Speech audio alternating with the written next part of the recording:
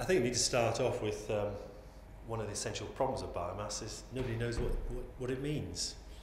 I had to do some filming recently, and just as a curiosity, we just did some vox pops on solar, wind, biomass. Solar and wind, no problem, most people could work out what was going on, but with biomass there was utter confusion, and only 2 out of the 12 people actually knew actually what it was. So I think the first point to note is whether it's biomass energy or bioenergy, which is sometimes named, the public awareness about actually what you're talking about is extremely low. And that may be an issue, I think, that needs to be dealt with in political sense, and also public awareness to get support for this. Essential point I want to convey, probably 3 main points, and the first of which is it is incredibly diverse resource, probably the most versatile and flexible of all the renewable sources, as you'll see. On the fuel front, it includes a very wide range of products: forestry, agriculture, organic waste materials, specially cultivated energy crops, grasses. And it also includes food crops with sugar and starch, which are the basis through fermentation of liquid biofuels and biochemicals. Crucially, within the problems facing the UK and globally in shifting away to a low carbon economy, it can provide alternatives to fossil fuels in heat, power and transport, the 3 main sectors which are consuming fossil fuels energy generally at the moment. I thought I'd give you a quick run through the big picture. On the spirit that a lot of people don't know what we're on about biomass, I thought let's have a look at some big numbers. This is what 1 million tonnes of logs looks like. It came down in an ice storm a few years ago in Sweden, and the Swedes, been terribly organised, rather than waste it, cut the lot down and stacked it, so at least they got some energy out of it. So in terms of volume, it's important too to realise that biomass is a big contributor already globally.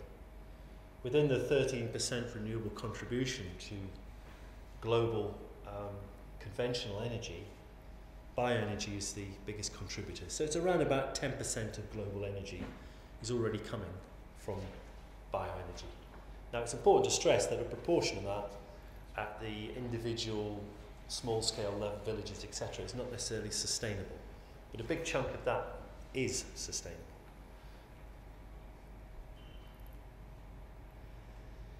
Hang on. Oh. It's also a commodity. The tanker up there is carrying vast amounts of chip that came down in a hurricane over to Europe to be consumed in power plants. And you can find all over the world large quantities of wood for fuel actually being shipped already. Pellets, wood pellets, is a major international commodity and traded, and liquid biofuels is too. Interesting the way that the international aspect of that is coming home to the UK. This is a very large pellet plant in Georgia in the United States, 750,000 tonnes of pellets. It's been slightly surpassed by a Canadian one that's producing 1 million tonnes of pellets a year, which is a biggie. But a chunk of this is actually coming over to Europe. RWE, who really own the pellet plant, this is one of their defunct coal stations at Tilbury and been converted to biomass, and is actually consuming some of those very same pellets from Georgia. A lot of the remainder is actually going to Germany and other countries where RWE has operations. In Scandinavia, they've been using biomass in large combined heat and power plants. This is an example near a paper mill for many decades, and using a variety of fuels. You'll see in the bottom right there, I won't list them, but it'll give you an indication of the range of fuels used in that plant. Extremely efficient plant, used in district heating to the local town.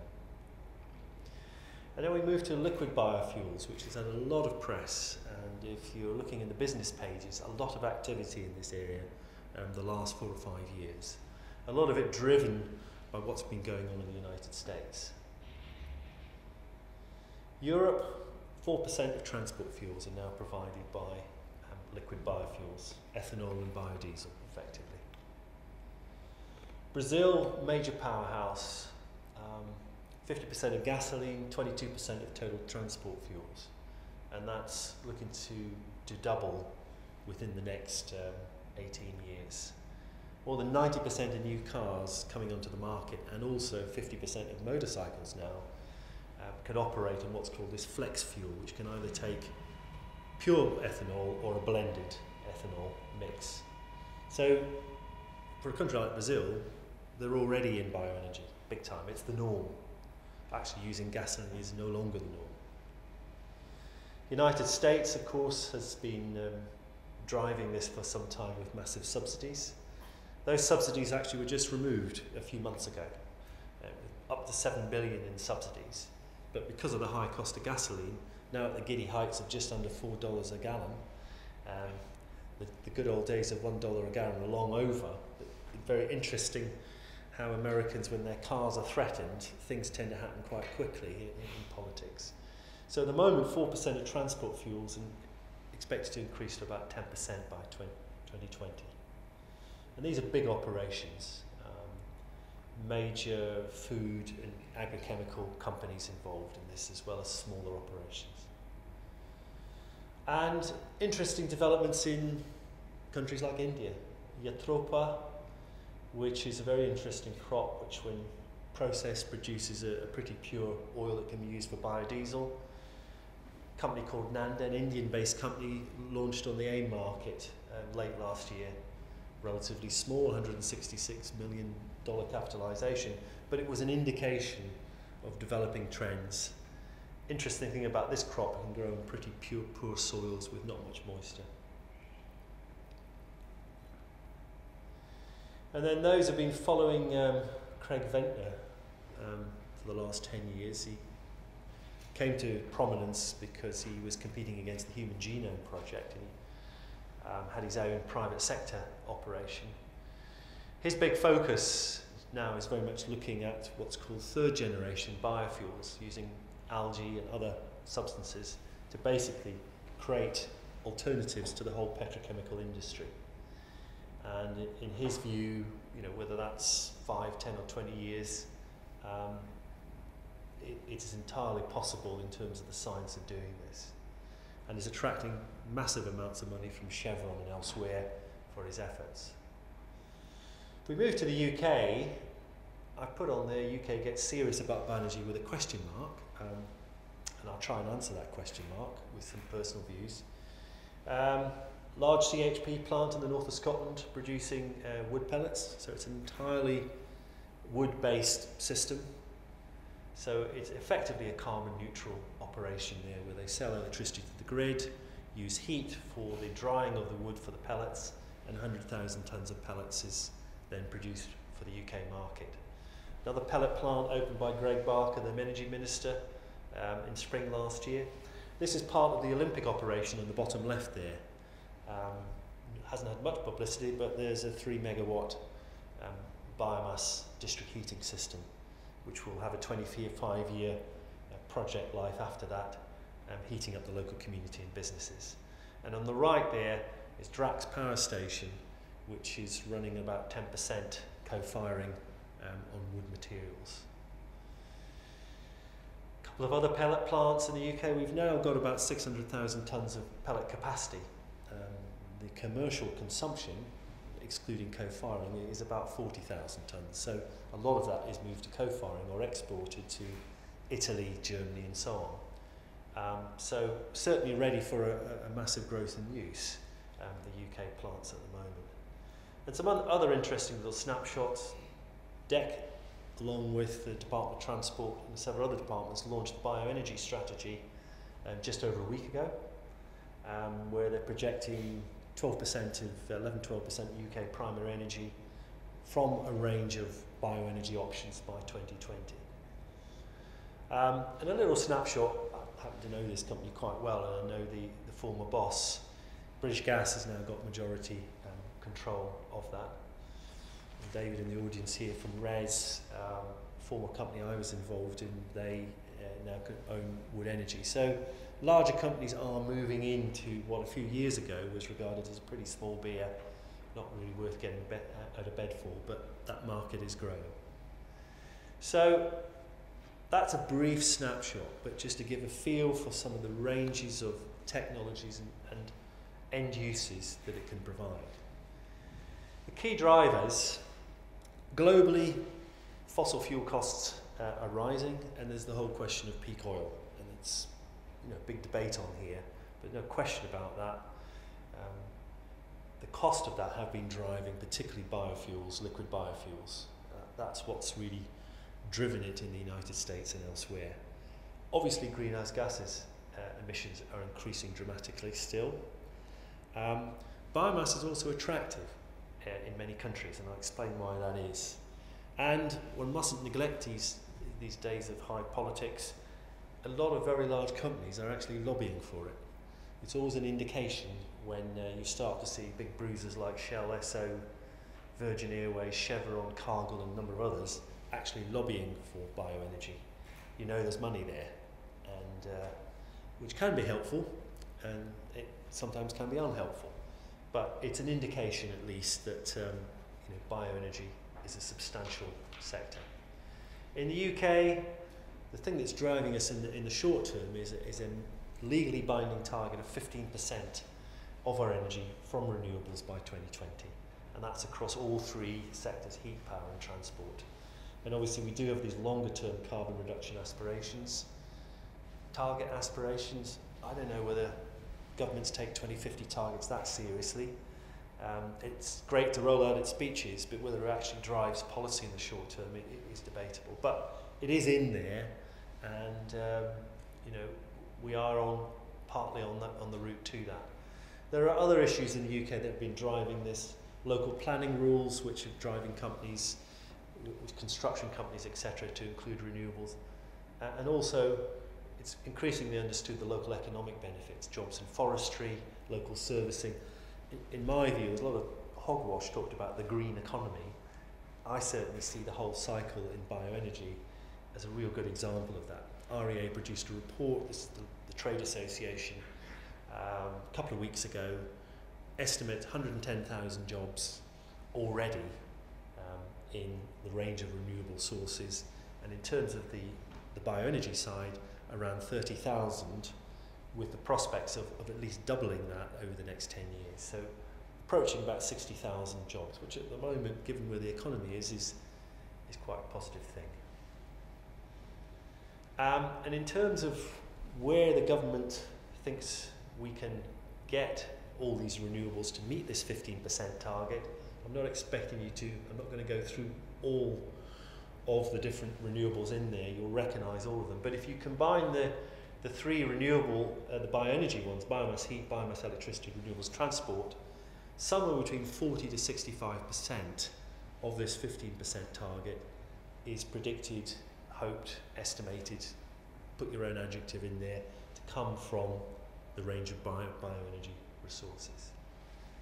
So let's have a look at this strategy. It's only just out, and David and I were having a bit of a chat earlier about, we have some concerns about this, but let's give you the good news first.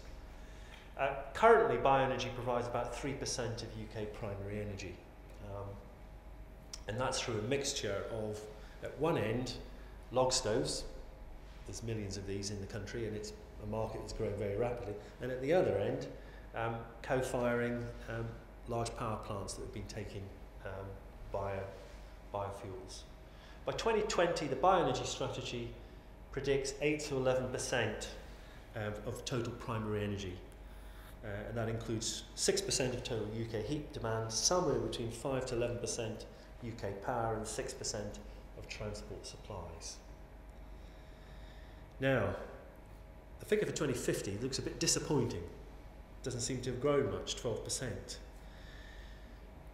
This is very much a function of the modelling in there, which effectively, the two constraints put on there was that, one, it's assumed it's heavily dependent on whether carbon capture and storage is introduced or not. And secondly, there's also assumed to be heavy restrictions on the UK's access to globally traded biofuels, solid and gaseous.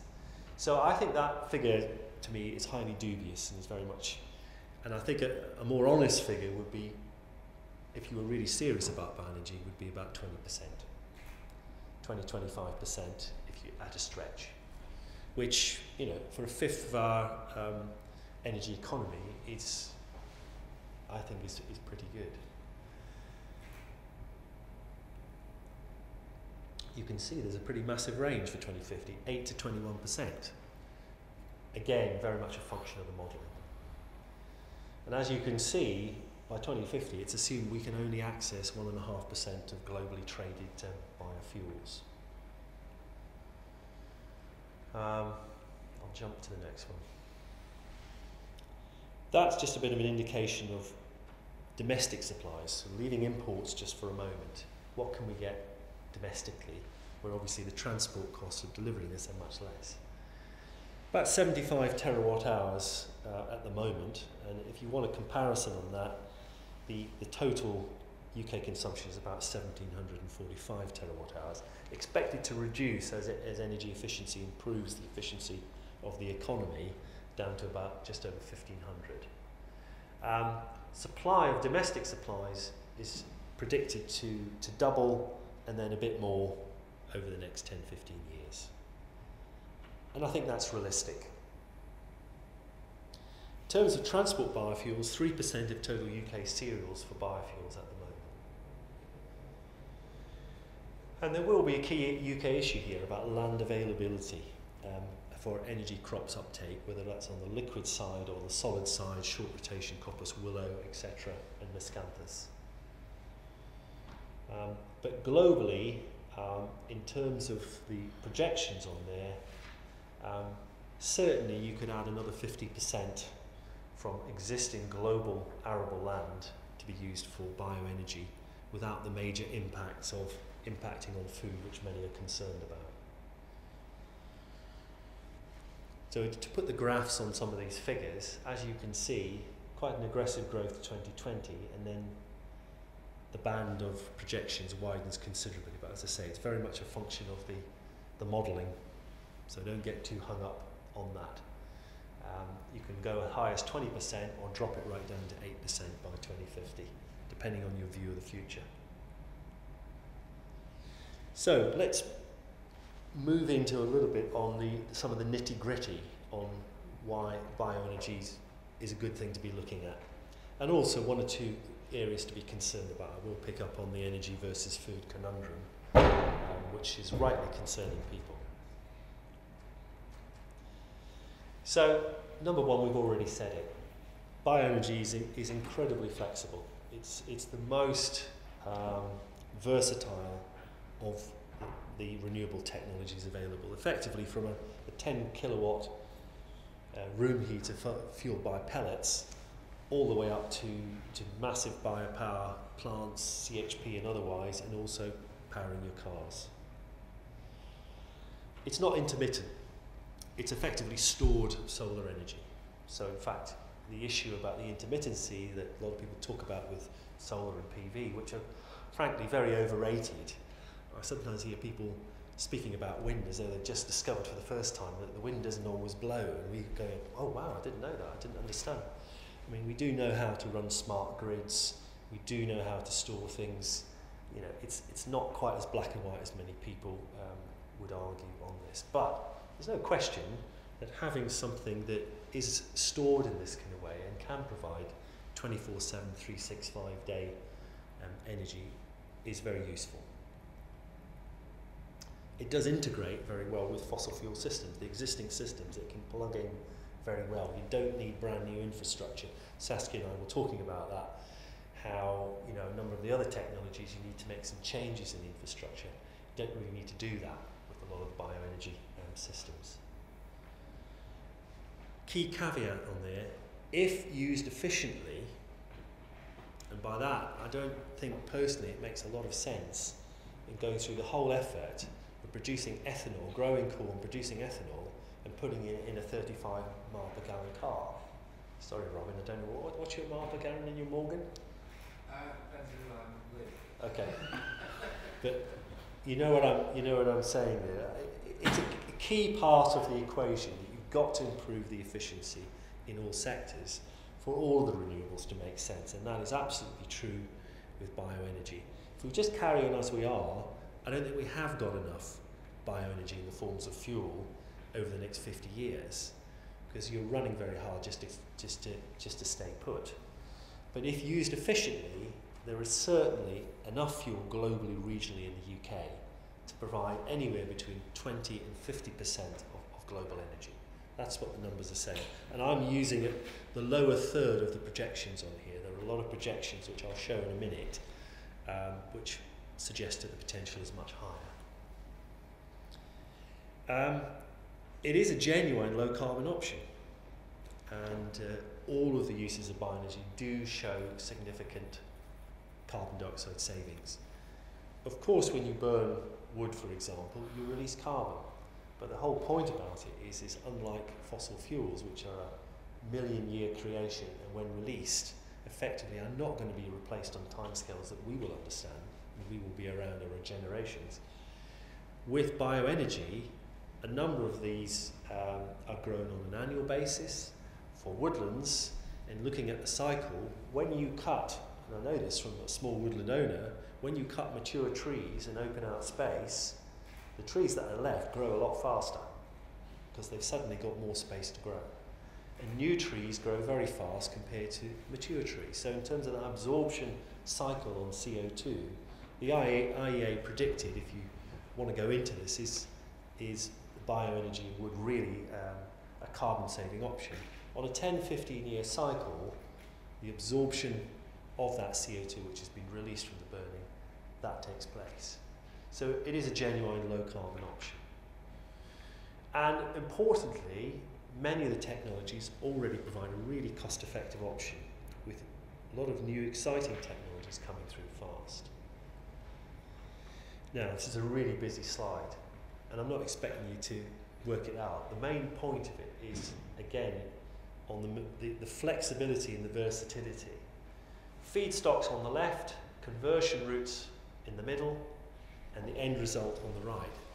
And as you can see, a number of routes, they end up heat and or power, liquid fuels and gaseous fuels. And effectively, on the right is what a modern economy needs. It needs all of those.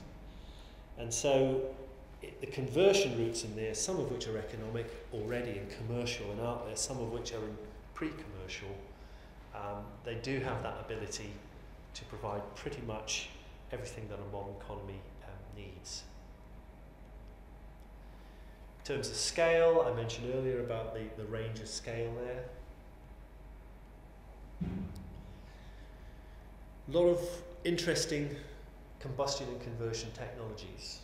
A wide range of combustion technologies for solid fuels. Can take pretty much anything from very dry, simple fuels like pellets, all the way up to wet fuels that have jipped and come straight out of the woodland. There is a technology existing commercially available for that. So there's a pretty good matchup of the boiler systems. This is a mature market. There's hundreds of thousands of these all over. Pellet production, it's a mature technology. You don't put money into a 1 million tonne a year production plant unless you really know what you're doing. So we've got 30 years of experience of this, and we know how to produce commercially viable, low-cost pellets. Conversion of corn, sugarcane, rapeseed to ethanol and biodiesel, again, lots of experience. Efficiency improvements needed to reduce the cost so that subsidies can reduce, but lots of experience in doing this. And we're already moving into the next generation of biofuels and small-scale gasification.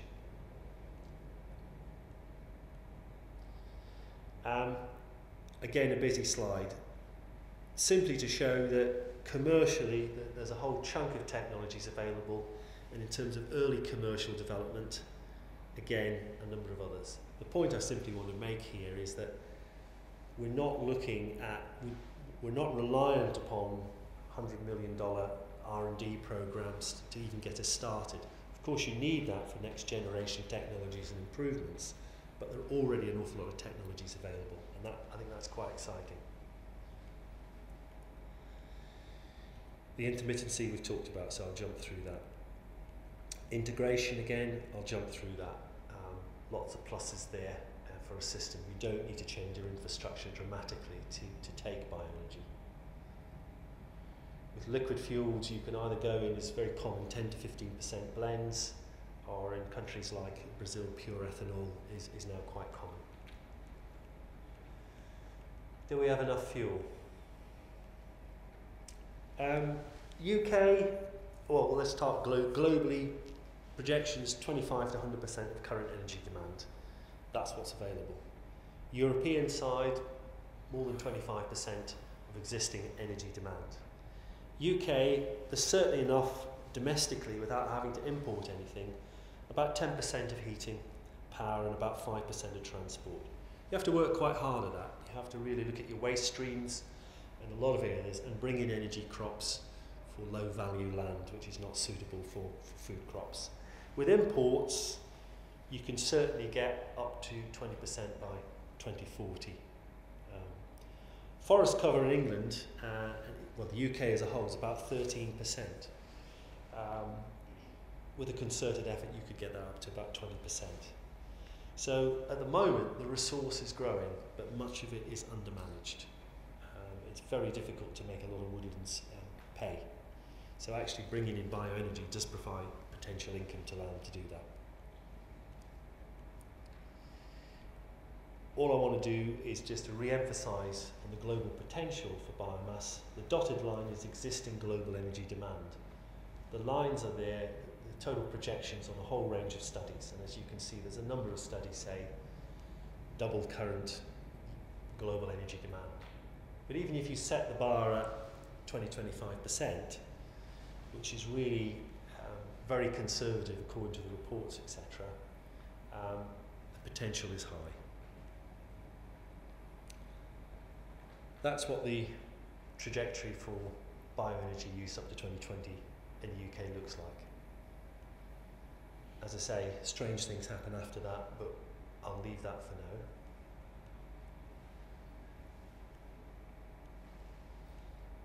Genuine low carbon option, I think we've covered that one. And the cost effective side of things, I think I just want to show one. I'll jump through to this slide. What's not commonly known is that actually wood chips in the UK is actually the cheapest fuel in the UK. It's cheaper than gas.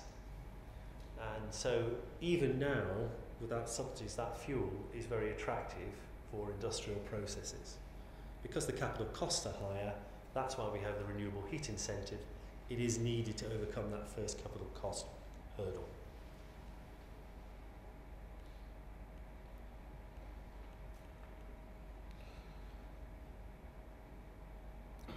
Four issues to be careful of, because there's no point in pretending that bioenergy doesn't come without risks, impacts, pollution issues, etc. The first is really based on experience, is get the technology sizing and the adoption strategy right. The second is really, I think what was tending to happen in the United States is avoid the long-term trap of subsidies. You're locked into subsidies and the lobby is too powerful for to get out, and it then becomes, not particularly good use of money. I was amazed that the US decided to actually rescind the subsidy support. And I think it's just a reflection of the fact that gasoline prices have gone up so much in the United States that actually it's cost effective to do ethanol as it stands without the subsidies, which is interesting.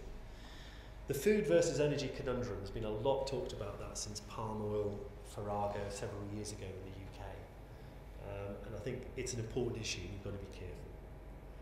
And the last thing I think which really probably makes bioenergy more complicated than any of the other renewables is that if you're really going to do it well, you've actually got to set in course a long-term strategy for effectively forestry, agriculture, and waste management, land use. You've got to integrate those. If you don't, you end up getting some of the conflicts. I'm going to jump through this one. The subsidies side of things, interesting, and we're all aware of what's happened with the solar PV saga in the UK, where quite frankly, the UK advisors were caught out with what was happening with solar PV costs. But look underneath the surface, actually what's happened with solar PV is a great success. It's halved in price within a couple of years, and the cost reductions are continuing. So instead of lambasting, what's going on and all the rest, the important thing is to say that actually the subsidies worked. 120,000 systems went on roofs in the UK which wouldn't have done, and it created an industry, 25, 30,000 jobs, and it created a momentum where actually costs can continue, and I think you probably would acknowledge that in terms of your own work on solar about those cost projections. They're on the right track. So that whole myth that all renewables are terribly expensive and we can't afford them, etc., that I don't think is the reality. Stewart, yeah. Why is it Korea, they said they were going to lose 4,500 jobs as a result of that subsidy being removed? Is that Sure. they make it up? No, some people have lost their jobs in the sector. But what's happened, Robin? No, what's happened? If you look, have you noticed the advertising for PV going completely, or are you noticing advertising for PV, which has got, actually you can get it on your roof, and if you look at the paper 6 months ago, at half the cost they were offering to put it on your roof 6 months ago. So what's happened? You will lose some of the companies who've jumped in late, but those who've strategically been in early and are improving their cost base and consolidating, I think you will see an industry survive. Personally, whether UK is the best country in the world for solar PV is a moot point, compared to, say, wind in terms of the energy intensity for that particular technology. But the industry will survive, and certainly a number that I've talked to recently, very positive about the future. So you're just saying you ought to have a level, the renewables ought to have a level playing field. I'm not sure what that means. No, I'm not saying that, because there are issues about high capital costs which make it difficult. If everybody did life cycle analysis on a 10-year basis, fine, I think we could pack up and go home, because an awful lot of the things that we want to see, efficiency and renewables, would work pretty well. But people don't do that. They're looking at very short term, and in the very short term you stay with what you've got, which is gas heating, gas and coal, powered electricity and so on. So the subsidies are important for two things. One, actually to create the volume of sales, which means it's worth investing and so on to get the cost down. And secondly, creating the momentum out in the marketplace, and also overcoming that first upfront barrier, which for a lot of people, 10,000 quid, knowing that you get it all back in 7 years, it's still a risk. So I think it's quite a complicated question, but I'm not suggesting complete removal of subsidies, but I think you just need to be careful how you use subsidies. It's not always a good thing, and you've got to be quite fleet of foot and flexible and not get locked into subsidies forever and a day. If I'm speaking very frankly with you, a number of solar companies made a lot of money for 12 months. That's all I'll say. Probably more than they should have done. Okay? There's a question. Thank you. Sorry, Edgar for Bioenergy. I think a third thing I'd add to your list there in terms of how you manage subsidies is how you manage subsidies with technology where the cost goes down, and how you manage it in a careful fashion. Because that's real challenge for policymakers. That's where things have gone wrong with solar. Fits, apologies. And arguably could happen again in the future around the RO and other subsidies, and that's the real focus of policymaking as it's got on that problem. I would agree with that. I think you did say we were waiting. So yes, the deal with Bioenergy. Oh, Okay. your concentration must be tempered. Can I have my last two slides, because I'm over time? Yes. I've been It was just we got hijacked. Yes, I did. I did.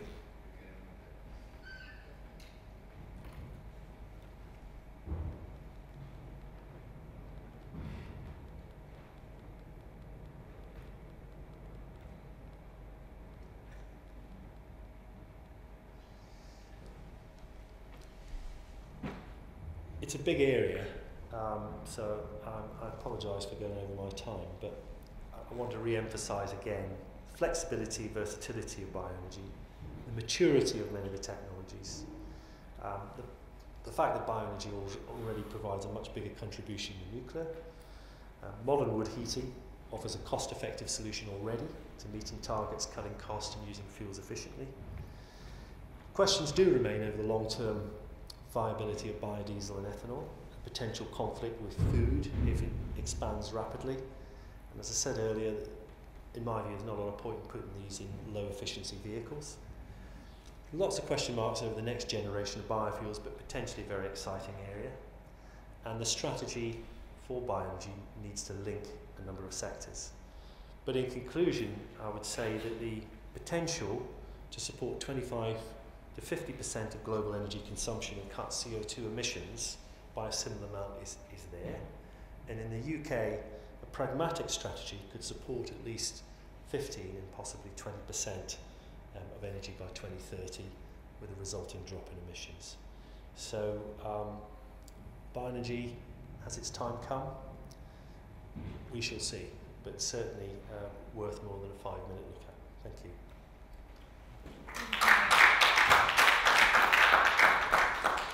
Stewart, thank you very much. Don't go away just in case there are any other questions. We can keep them focused on the question of bioenergy and biomass rather than stirring on other areas like solar. That would be very helpful. Sorry, thank you. Good idea again. I guess another question I would have is, do you sense there's an opportunity for biomass if nuclear is not going to deliver, particularly from a base load point of view?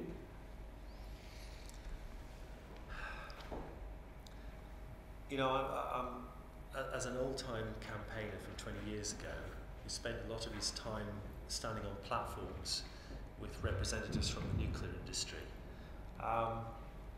there's a bit of me resents a little bit that everything's framed in as an alternative to nuclear. And in a way, I think we've gone past that. Yes, we're on the fourth incarnation now of, hey, we've got it right this time, it's really going to be cheap, and this European power reactor, we're going to get it right based on 2 plants that are overrun and cost overrun and everything.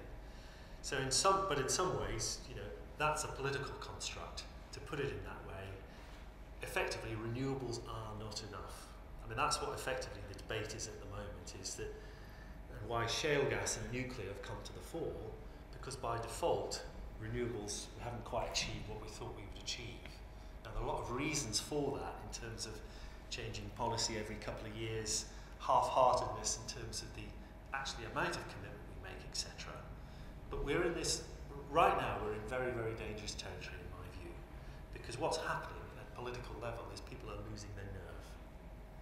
And when you lose your nerve, just at the point where a number of the renewables are actually beginning to come through in a really interesting commercial way and can replicate quite rapidly and grow quite rapidly, and anybody looking at Germany, Denmark and the Scandinavian can see that. There's a certain point where it's hard work to get to the first 5%. But when you get to that 5% and start replicating large wind parks and all the rest, costs come down, it begins to take off, and you really begin to see changes. We're not quite at that 5%. We're at that 3.5% to kind of 4%. And frankly, politicians are losing the bottle. And as a result, shale gas, hey, we can do it, as long as we don't release too many methane at the, when we drill. And nuclear, hey, believe us, we've got it right this time. EDF is going to come in with the cavalry to the rescue. I've heard this one a few times.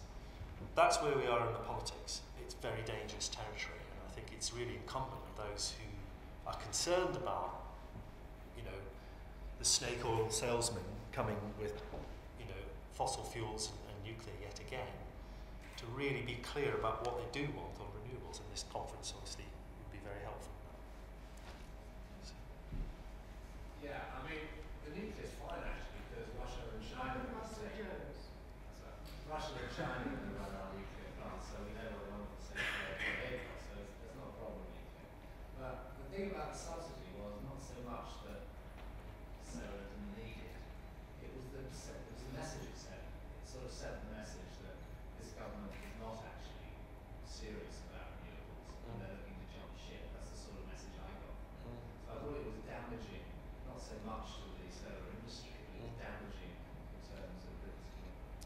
couldn't agree more.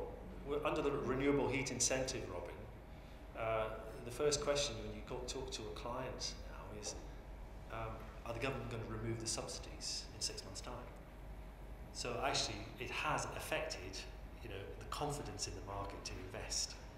And I'm not seeing government ministers going out there on a roadshow actually selling this as a great thing to do. It's pretty half-hearted at the moment.